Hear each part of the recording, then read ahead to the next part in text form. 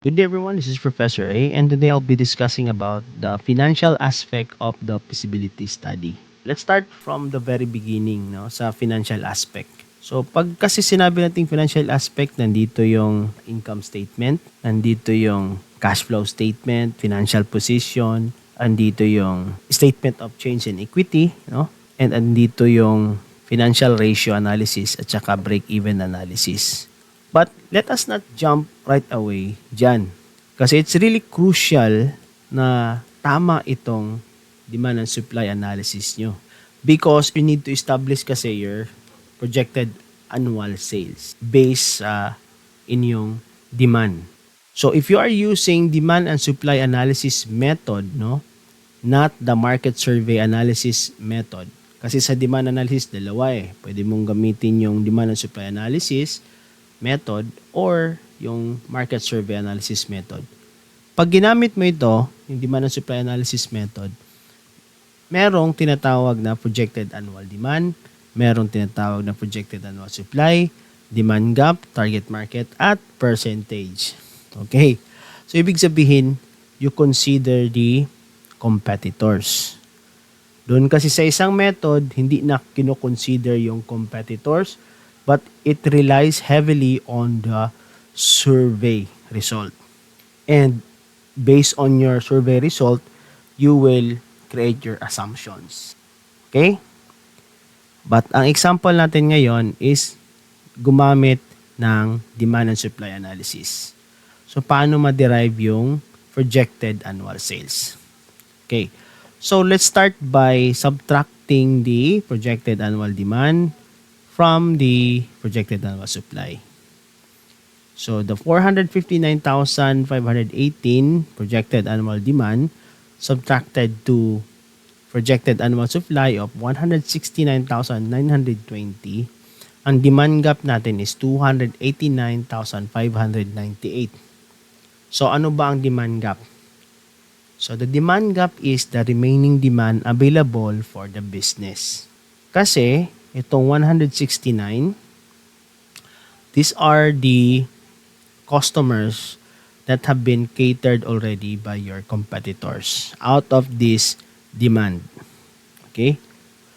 I will not discuss this thoroughly no because there's a separate video for it.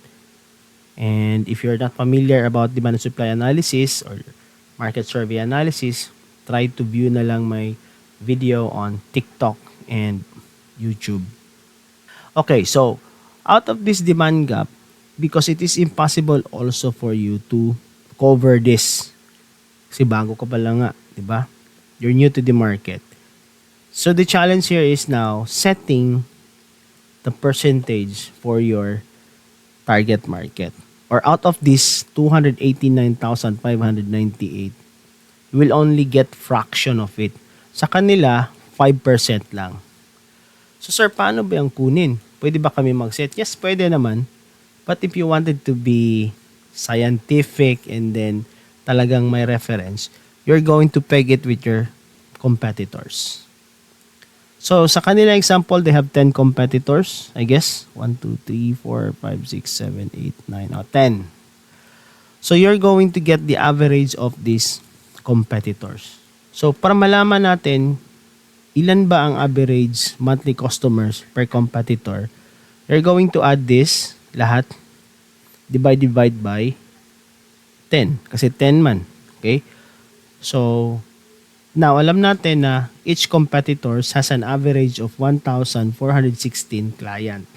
And then that is monthly average customers. And daily naman, just divide it by 30 and then you'll arrive at the average daily customers for competitor. So, dahil bago pa kayo, at least you should be at par or lower than your competitors. Para naman realistic. Imposible naman, kabago-bago nyo, and then you would already dominate the market. That's impossible.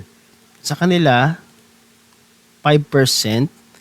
Ang 5%, meron silang estimated monthly customers of 1,207, which is slightly lower than their competitors. So that would also be 40 estimated daily customers. So as you can see, merong reference. Lay down. in this example. Now, going to the schedules, no, tingnan natin, na-apply ba? So as you can see, yung average daily customers nila, pag i-total yan, okay, let's just zoom this one out. Pag i-total, 40. And going back to the demand analysis, 40 ang estimated daily customers. So, merong basis. So, ang tanong, paano ba mag-allocate ng customers? Ito, bakit may 4, may 21, 7, 5, 3? So, the answer to the question is that it is derived from your survey result. Or sa question na which of the following products do you prefer to buy most, or the product preference na question. So, let's see if tama ba ito, no? Because dito merong initial na projection ng annual sale. So, let's check if this is correct. So, this one here, the percentage, this is from your survey result dun sa nag-answer, no, na respondents. So, ibig sabihin, sa mini bags, meron lang 9% na nagsabi na gusto nila itong product na to. Sa bracelet, 53%. Sa necklace, 17%. Sa wallet, 14%. At saka sa rings and earrings, 7%. And a total of 100%. So, what you're going to do is that you're going to multiply the estimated daily customers to your survey result. So, let's check if this is correct. F2, F2, F2, F2. Okay, by the way, you try to run off. So, ito isa, let's check. Parang hindi naka-formula. Multiply by 7%. And then you round it off. Okay. So, do not forget to run off because these are human beings. So, dapat itong daily customers walang decimal. So, itong allocation ng daily customer is derived from our survey result. Sa question na product preference or yung question na which of the following products do you prefer to buy most.